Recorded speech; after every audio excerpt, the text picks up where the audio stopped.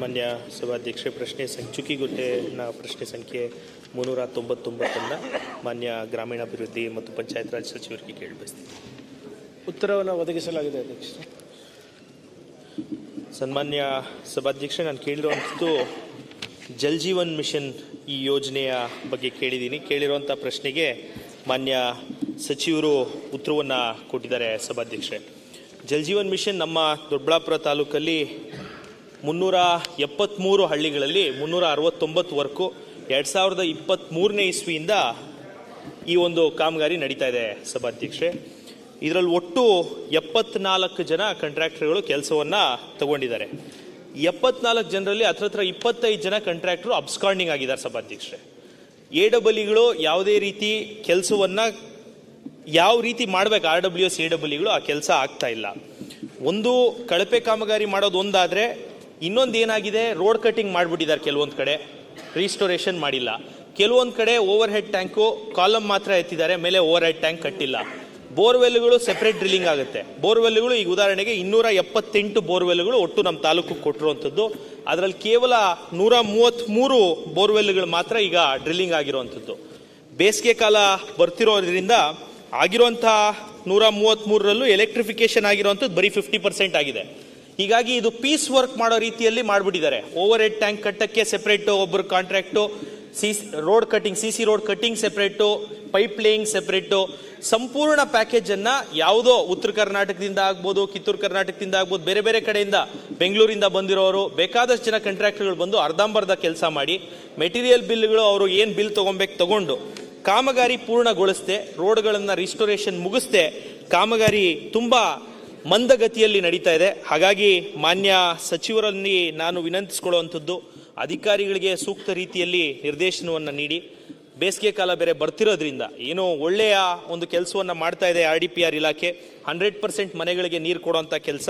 ಆ ಕೆಲಸವನ್ನು ಬೇಸಿಗೆ ಕಾಲಕ್ಕೆ ಮುಂಚೆನೇ ಬೋರ್ವೆಲ್ಗಳ ಕೊರತ ಮತ್ತು ಓವರ್ ಹೆಡ್ ಟ್ಯಾಂಕ್ಗಳ ಕಾಮಗಾರಿಯನ್ನು ಪೂರ್ಣಗೊಳಿಸಲಿಕ್ಕೆ AWEಗಳಿಗೆ ಮತ್ತು RWS ಇಲಾಖೆಗೆ ಸೂಕ್ತ ನಿರ್ದೇಶನ ಕೊಡಬೇಕು ಅಂತ ಹೇಳಿ ಮಾನ್ಯ ಸಚಿವರನ್ನ ನಾನು ವಿನಂತಿಸಿಕೊಳ್ತೀನಿ. ಸಭಾಧ್ಯಕ್ಷರೇ, ಅಧ್ಯಕ್ಷರೇ, ತಮಗೆ ಗೊತ್ತಿರೋ ಹಾಗೆ ಈ ಜಲ್ ಜೀವನ್ ಮಿಷನ್ ಯೋಜನೆ ಕಾಮಗಾರಿಗಳು ಮಿನಿಮಮ್ 1.5-2 ವರ್ಷ ಬೇಕಾಗುತ್ತೆ. ಯಾಕಂದರೆ ನಾವು ಸೋರ್ಸ್ ಐಡೆಂಟಿಫೈ ಮಾಡಬೇಕು, ಸೋರ್ಸಿಂದ ನಾವು ಪೈಪ್ಲೈನ್ ತೆಗಿಬೇಕು, ಮತ್ತು ಇವ್ರು ಹೇಳ್ದಂಗೆ ರೋಡ್ ಕಟ್ಟಿಂಗ್ ಆಗುತ್ತೆ, ಮತ್ತು ಅದು ಸೋರ್ಸಿಂದ ನಾವು ಮನೆ ತನಕ ನೀರು ಒಯ್ಯಬೇಕಾದ್ರೆ ಎಲ್ಲಾದರೂ ಲೀಕೇಜಸ್ ಇದೆಯಾ ಇಲ್ಲ ನೋಡಬೇಕಾಗ್ತದೆ. ಮತ್ತು ಶಾಶ್ವತ ಸೋರ್ಸ್ ಇರಬೇಕು ಆದರೆ ನಾವು ಒಂದು ಮಳೆಗಾಲ ನೋಡಬೇಕಾಗುತ್ತೆ. ಆದರೆ ಕಳೆದ ಬಾರಿ ಬರ ಇರೋದ್ರಿಂದ ಸಾಕಷ್ಟು ಕಡೆ ನಮಗೆ ಸರಿಯಾಗಿ ಸಂಪೂರ್ಣವಾಗಿ ವೈಜ್ಞಾನಿಕವಾಗಿ ಟೆಸ್ಟಿಂಗ್ ಮಾಡಲಿಕ್ಕೆ ಆಗಿಲ್ಲ ಅಧ್ಯಕ್ಷರೇ. ಇದೇನು ಬರೀ ದೊಡ್ಡಬಳ್ಳಾಪುರಿಗೆ ಸೀಮಿತ ಅಂತ ಅಲ್ಲ. ಸೊ ಅದರಿಂದ ನಮಗೆ ಕನಿಷ್ಠ ಮಿನಿಮಮ್ 1.5-2 ಇಯರ್ಸು ಒಂದು ಪ್ರಾಜೆಕ್ಟ್ ಮುಗಿಸ್ಲಿಕ್ಕೆ ಬೇಕಾಗ್ತದೆ. ಮತ್ತು ತಾವು ಹೇಳಿದ್ದು 60-70 ಕಾಂಟ್ರಾಕ್ಟರ್ಗಳಿದ್ದಾರೆ. ಈ ಪೀಸ್ ವರ್ಕ್ ಅಥವಾ ಈ ಪೀಸ್ ಮೀಲ್ ಅಪ್ರೋಚು ಹಿಂದಿನ ಸರ್ಕಾರದಲ್ಲಿ ಆದಂಥ ಟೆಂಡರ್ಗಳು ಅಧ್ಯಕ್ಷರೇ. ಬಟ್ ಏನೇ ಇದ್ರೂ ಕೂಡ ಜವಾಬ್ದಾರಿ ನಮ್ದು ಆಗಿದೆ. ನಮಗೆ ಯಾವುದೇ ರೀತಿಯಾದಂಥ ಕಳಪೆ ಆಗಿದೆ ಅಂದ್ಬಿಟ್ಟು ನಮಗೆ ಮಾಹಿತಿ ಬಂದಿಲ್ಲ. ಆದರೆ ಮಾನ್ಯ ಸದಸ್ಯರು ಈಗ ಅದು ನಮ್ಮ ಗಮನಕ್ಕೆ ತರ್ತಾ ಇದ್ದರೆ ಖಂಡಿತವಾಗೂ ಖುದ್ದಾಗಿ ನಾನು ಪರಿಶೀಲನೆ ಮಾಡಿ ಅದನ್ನು ಸರಿಪಡಿಸುವಂಥ ಕೆಲಸ ನಾವು ಮಾಡ್ತೀವಿ. ಆದರೆ ಅದು ಈ ಬೇಸ್ಗೆ ಒಳಗಡೆ ಆಗೋದಿಲ್ಲ, ನಾವು ಒಂದು ಮಳೆಗಾಲ ನೋಡಬೇಕಾಗುತ್ತೆ. ಸೊ ಅದರಿಂದ ಸ್ವಲ್ಪ ಏನು ಟೈಮ್ ಆಗುತ್ತೆ ಈ ಪ್ರೊಸೆಸ್ಸಿಗೆ. ಸೊ ಅದಕ್ಕೆ ಅವರ ಸಹನೆಯನ್ನ ಮತ್ತೆ ಸಹಕಾರವನ್ನ ಕೇಳ್ತಾ ಇದ್ದೀನಿ. ಅದೇ ಒಂದು ಸಜೆಷನ್ ಸರ್, RDPR ಮಿನಿಸ್ಟರ್ಗೆ ನಂದೊಂದು ಸಜೆಷನ್ ಏನಿದೆ ಅಂತ ಹೇಳಿದ್ರೆ, ಈ first stage, second stage, third stage, fourth stage ಅಂತ ಹೇಳಿ ಈ ಜಲ್ ಜೀವನ್ ಮಿಷನ್ದು ಕಾಂಟ್ರಾಕ್ಟ್ಗಳು ಟೆಂಡರ್ ತಗೊಂಡಿದ್ದಾರೆ. ನಮ್ಮ ತುಮಕೂರು ಜಿಲ್ಲೆಯಲ್ಲಿ, ವಿಶೇಷವಾಗಿ ತುಮಕೂರು ಗ್ರಾಮಾಂತರದಲ್ಲಿ ಸರ್, ಫಸ್ಟ್ ಸ್ಟೇಜ್ ಸೆಕೆಂಡ್ ಸ್ಟೇಜಲ್ಲಿ ಕೆಲಸಗಳೇ ಆಗಿಲ್ಲ. ಅದಕ್ಕೆ ನಾನು RDPR ಮಂತ್ರಿಗೆ ವಿನಂತಿ ಮಾಡೋದೇನೆಂದ್ರೆ, ಪ್ರತಿ ಜಿಲ್ಲೆಯಲ್ಲೂ ಒಂದು ಪ್ರವಾಸ ಮಾಡಬೇಕು. ಅವರು ಬಂದು ರಿವ್ಯೂ ಮಾಡಿಲ್ಲ. ಸಾಕಷ್ಟು ಮಂತ್ರಿಗಳು ಬಂದು ಮಾಡಿದ್ದಾರೆ. ಸ್ವಲ್ಪ ಅವಾಗ ಒಂದು ದಿವಸ ಒಂದೊಂದು ಜಿಲ್ಲೆಗೆ ಒಂದೊಂದು ದಿವಸ ಇಲ್ಲ, ಅವರು ಜಿಲ್ಲೆಗೆ ಬಂದು ಒಂದು ರಿವ್ಯೂ ಮೀಟಿಂಗ್ ಮಾಡಬೇಕು ಸರ್. RDPR ಅಲ್ಲೇ ಒಂದು ಜಿಲ್ಲಾ ಪಂಚಾಯತಿ ಸಭಾಂಗಣದಲ್ಲಿ ಇಡೀ ಜಿಲ್ಲೆಯ ಒಂದು ಮೀಟಿಂಗ್ ಕರೆದ್ರೆ ಏನೇನು ತಪ್ಪುಗಳಿದೆ ಮಾಡಿ ಸಮರ್ಪಕವಾಗಿ ನೀರನ್ನ ಕೊಡುವಂತ ಕೆಲಸ ಆಗಬೇಕು ಅಂತ ನಾನು ವಿನಂತಿ. ಮಾನ್ಯ ಸಚಿವರು ಕೊಟ್ಟಿರುವಂತ ಉತ್ತರಕ್ಕೆ ನಾನು ಮೊದಲು ಧನ್ಯವಾದಗಳನ್ನು ಸಲ್ಲಿಸಿ, ಏನ್ ಸರ್ 1-2 ವರ್ಷ ಆಲ್ರೆಡಿ ಕಂಪ್ಲೀಟ್ ಆಗೋಗಿದೆ ಸರ್ ನಮ್ಮ ತಾಲೂಕಲ್ಲಿ ಶುರು ಮಾಡಿ. ನೀವು ಹೇಳ್ದಂಗೆ ಕಳೆದ ಸರ್ಕಾರದಲ್ಲೇ 363 ಕಾಮಗಾರಿನೂ ಪ್ರಾರಂಭಗೊಂಡಿದೆ. ಪ್ರಾಬ್ಲಮ್ ಏನಂದ್ರೆ 24 ಕಾಂಟ್ರಾಕ್ಟರ್ ಅಬ್ಸ್ಕಾಂಡಿಂಗ್ ಆಗಿದ್ದಾರೆ ಸರ್. ಖಂಡಿತವಾಗ್ಲೂ AEEಗಳು ಇಂಜಿನಿಯರ್ಗಳು ಕೆಲಸ ಆಗುತ್ತೆ, ಕಾಂಟ್ರಾಕ್ಟರ್ನ ಕರ್ಕೊಂಬಂದು ಕೆಲಸ ಮಾಡಿಸುವಂಥದ್ದು ಅವ್ರದೇ ಜವಾಬ್ದಾರಿ ಆಗುತ್ತೆ.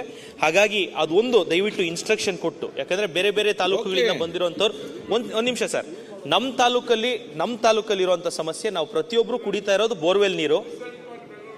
ಆಯ್ತು, ನೀವು ಇಲ್ಲಿ ಮಾತಾಡಿದ್ರೆ ಸರ್, ಪ್ರತಿಯೊಂದು ಕುಡಿತಾ ಇರೋದು ಬೋರ್ವೆಲ್ ವಾಟರ್ ಸರ್.